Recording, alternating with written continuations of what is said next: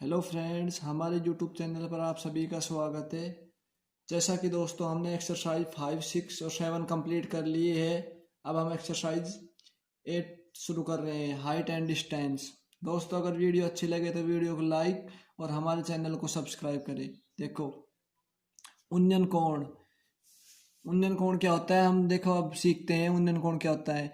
यदि किसी वस्तु को हम नीचे से देखेंगे देखते हैं तो उन्नयन कोण बनता है, और यदि किसी वस्तु को हम ऊपर से देखते हैं तो अवनमन कोण बनता है। अब उन्नयन कोण देखते समझते हैं। पहले देखो, ये क्षैतिज रेखा है। क्षैतिज रेखा यानी जो सीधी होती है, क्षैतिज क्षैतिज में होती है, ऊर्ध्वाधर ऊपर की वो होती है, ऊपर साइड।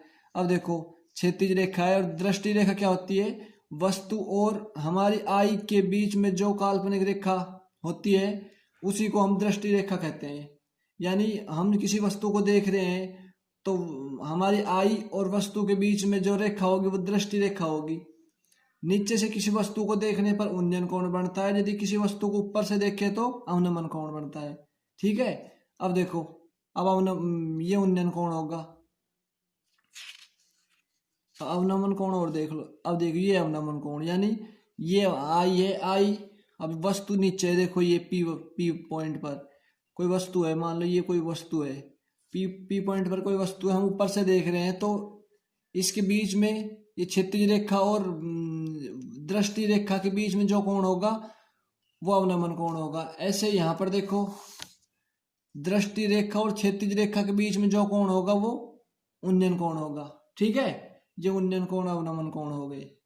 अब देखो, एग्जाम्पल समझते हैं आगे। ये देखो एग्जाम्पल, एग्जाम्पल नंबर 1। देखो, एक स्तंभ के ऊपरी सिरे का उन्नयन कोण आधार तल के एक बिंदु पर 60 डिग्री है। यदि यह बिंदु स्तंभ के आधार बिंदु से 10 इंटू √3 मीटर की दूरी पर हो तो स्तंभ की ऊंचाई ज्ञात करनी है। अब देखो, हमें यहाँ शुरू से देखो, ये एक स्तंभ के ऊपरी सिरे का उन्नयन कोण, यानी ये कोई स्तंभ है, ये स्तंभ मान लो। हमें डायग्राम की रचना करते, देखो ये स्तंभ मान लो। उन्नयन कोण यानी इसमें ये प्रूफ हो गया कि उन्नयन कोण यानी हम नीचे से वस्तु को देख रहे हैं, उन्नयन कोण आती है, हमें ये मान सकते हैं। उन्नयन कोण आधार तल के एक बिंदु पर 60 डिग्री है, यानी ये आधार तल है। ये आधार तल मान लो, आधार तल के एक बिंदु से ये मान लो आधार तल यहाँ से 60 डिग्री का कोण बना रहा है। ये उन्नयन कोण यानी नीचे से देख रहे हैं हम। और आधार बिंदु से, ये आधार बिंदु है, इसका ये 10 मीटर की 10 इंटू √3 मीटर की दूरी पर है, मीटर मान लो। तो स्तंभ की ऊंचाई ज्ञात करनी, यानी हमें ये डिस्टेंस ज्ञात करनी, ऊंचाई ज्ञात करनी, हाइट। ये अब देखो, इसमें दोस्तों मैंने पिछली वीडियो में बताया था, मैं दोबारा रिपीट कर रहा हूँ। लाल अपॉन के ये फॉर्मूला होता है, इससे जल्दी डिस्क्राइब हो जाता है वो। अब देखो, यहाँ पर हमने क्या क्या क्या चाहिए। अब हमें दो चीज चाहिए इसमें। देखो, ये लंब हो गया, ये आधार हो गया। लंब अपॉन आधार किस में आता है? tan थीटा में। लंब अपॉन आधार tan थीटा में आता है लंब अपॉन आधार। देखो, लंब क्या है इसमें? एक समकोण त्रिभुज बन रहा है दोस्तों, यहाँ पर देखो समकोण त्रिभुज। तो लंब ये है h यानी PQ, और आधार क्या है? QR। तो लंब h अपॉन 10 √3 बराबर tan थीटा होगा। tan थीटा, थीटा क्या है? 60 डिग्री है। देखो 60 डिग्री ले लिया हम। h अपॉन 10 √3 इंटू, अब देखो tan 60 का मान क्या होता है? tan 60 का मान होता है √3, और tan 30 का मान होता है 1/√3। देखो, समझने के लिए, याद करने के लिए, tan 30 छोटा होता है तो 1/√3 आएगा, 60 बड़ा होता है तो √3 आ जाएगा। अब देखो, हमने h का मान ज्ञात करना है तो h ये इधर चल जाएगा, तो 10 √3 इंटू √3, तो 10 √3 से √3 गुना होगा 3 आ जाएगा 30, h बराबर 30 मीटर आ जाएगा। यही ज्ञात करना था हमें। ठीक है। अब देखो, अगला एग्जाम्पल देखते हैं।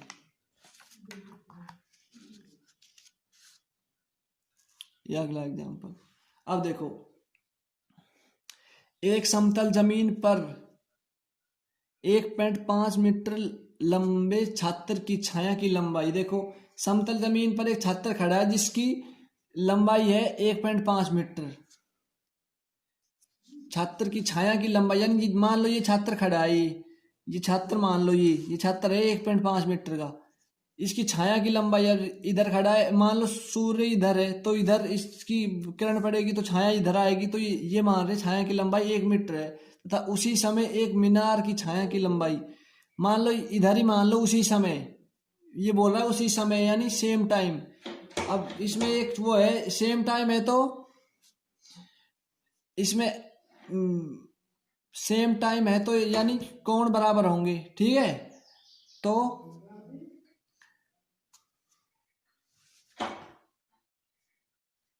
कोण बराबर होंगे तो देखो अब इसमें मानो इधर सेम टाइम तो उसी समय एक मीनार की छाया की लंबाई 5 मीटर। तो मीनार की ये मीनार मान लो, इसकी ऊंचाई नहीं दे रखी, हमें ये ज्ञात करनी है। उसी समय मीनार छाया की लंबाई 5 मीटर है।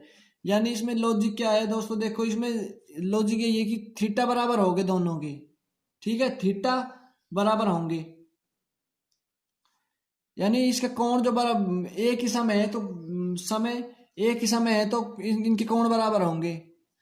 अब देखो दोस्तों, देखो यदि कोई कितनी भी हाइट हो उसकी तो छाया उतनी कम होगी। यदि हाइट कम है तो छाया कम होगी, हाइट ज्यादा है तो छाया ज्यादा होगी, तो कोण सेम आएंगे।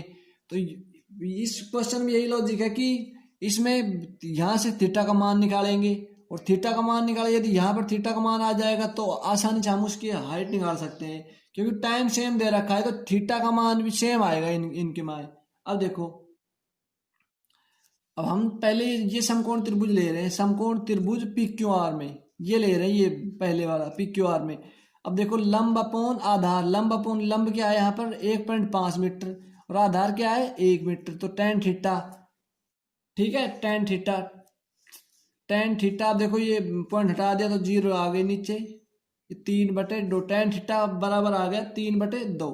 अब देखो अब हम इसमें ले रहे हैं इस त्रिभुज के मान पी क्यू आर में, इसमें देखो टेन थीटा बराबर एच अपॉन,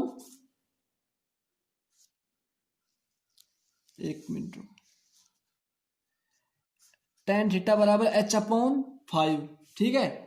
यानी इसमें भी यही लगेगा, ये लंब अपॉन आधार, तो लंब क्या है इसमें एच मान लो इसमें इसके लिए और आधार 5 है ही। अब देखो इसमें अब टेन थीटा का मान अभी देखो मैंने बताया था कि थीटा का मान समान होगा। अब देखो टेन थीटा बराबर क्या होगा 3/2, 3/2 लिख देंगे यहाँ पर टेन थीटा की जगह, एच अपॉन 5 है ही। अब एच बराबर देखो ये गुणा हो जाएंगे 5 या 15/2, ये 7.5 मीटर आ जाएगा, ठीक है। इस हाइट की आ गई, इसकी हाइट 7.5 मीटर। देखो अगला एग्जांपल समझो।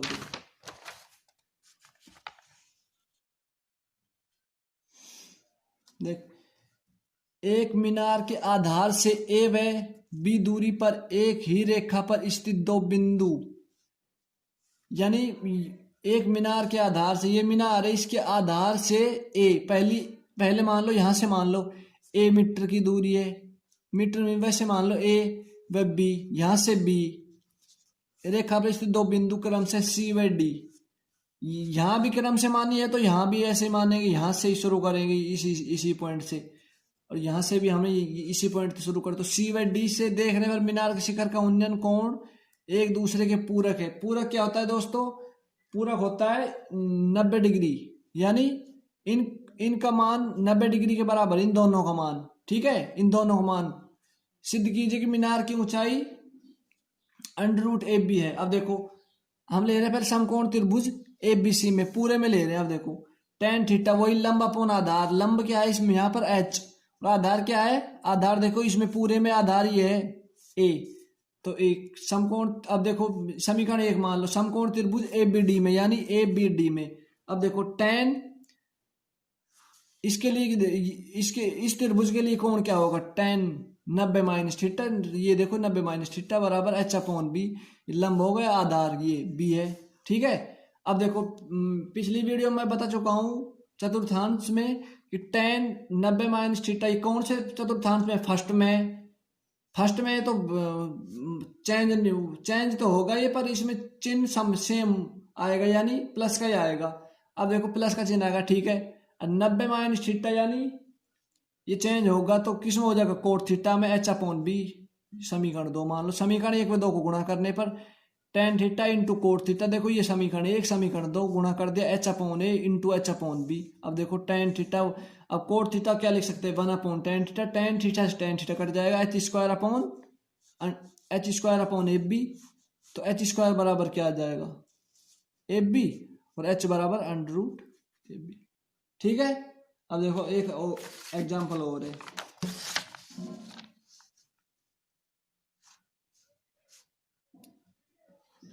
एक मिनट रुको दोस्तों।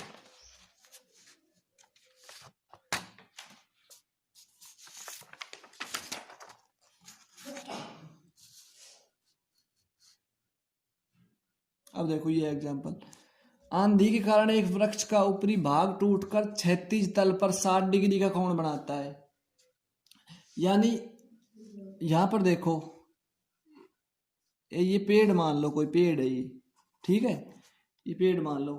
अब देखो ऊपरी भाग, यानी ये भाग मान लो टूट गया, ये ऐसे होगा, ये यहाँ पर ये है ना, ये यहाँ पर टिक गया, ये ऐसे, ठीक है, ये ऐसे टिक गया, और 60 डिग्री का कोण बना लिया इसने यहाँ से। 60 डिग्री का कोण, ये टूट कर ऐसे हो गया, 60 डिग्री का कोण बनाता है। वृक्ष का शिखर क्षैतिज तल पर वृक्ष की जड़ से 10 मीटर की दूरी पर है।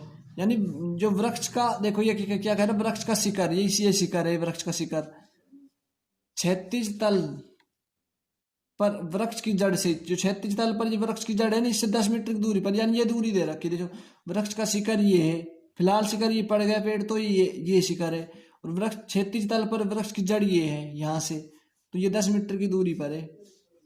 पर मतलब टूटने से पहले वृक्ष की लंबाई, यानी हमें पूरी याद करनी है कि अब अभी देखो मैंने बताया था कि ये टूट कर ऐसे होगा, यहाँ पर टिक गया ये, तो ये और ये दोनों याद होगी, तभी हम वृक्ष की ऊंचाई ज्ञात कर सकते हैं। अब देखो त्रिभुज PQR में, अब देखो h/, ये ले त्रिभुज PQR में h/ लंब अपोन आधार क्या होता है, ये tan थीटा, tan 60।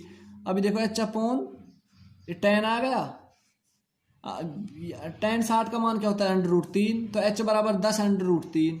अब देखो ऐसे, अब इसमें ही ले रहे हैं त्रिभुज PQR में। अब देखो, अब हमें क्या क्या चाहिए, ये तो कर लिया हमें सोल्व, अब हमें ये लेना है कैसे भी करके। अब देखो करण अपोन आधार अपोन करण होता है, ये किस में होता है, देखो अभी लाल अपोन KA, आधार अपोन करण किस में होता है, ये कोस के लिए होता है। तो यही चाहिए हमें दोनों की, ऐसा वो लेना है कि इसमें दोनों आ जाए। तो आधार अपोन करण आ रहा है, आधार क्या है इसमें tan, और करण क्या है इसमें कैपिटल H, ये स्मॉल h मान लिया, कैपिटल H मान लिया, तो कोस 60 डिग्री। ठीक है। अब देखो एक मिनट रुको, अब देखो, अब tan/h, अब कोस 60 का मान क्या होता है, 1/2। अब h बराबर ये 20 आ गया। ठीक है। पेड़ की ऊंचाई, यानी ये h लेना है, और ये स्मॉल h और कैपिटल H, ये देखो अब मैंने उल्टा लिख दिया, ये कैपिटल H क्या है 20, और ये क्या है tan √3, तो tan √3। अब देखो 20 प्लस tan इंटू, अब √3 का मान क्या होता है 1.732। ठीक है। 20 प्लस, अब देखो इसमें गुणा हो जाएगा तो ये पॉइंट यहाँ लग जाएगा, 17.32 आ जाएगा। अब इसमें ऐड करेंगे 37.32 मीटर, यही आ रही पेड़ की लंबाई। ठीक है दोस्तों, अगर वीडियो अच्छी लगे तो वीडियो को लाइक और हमारे चैनल को सब्सक्राइब करें। धन्यवाद।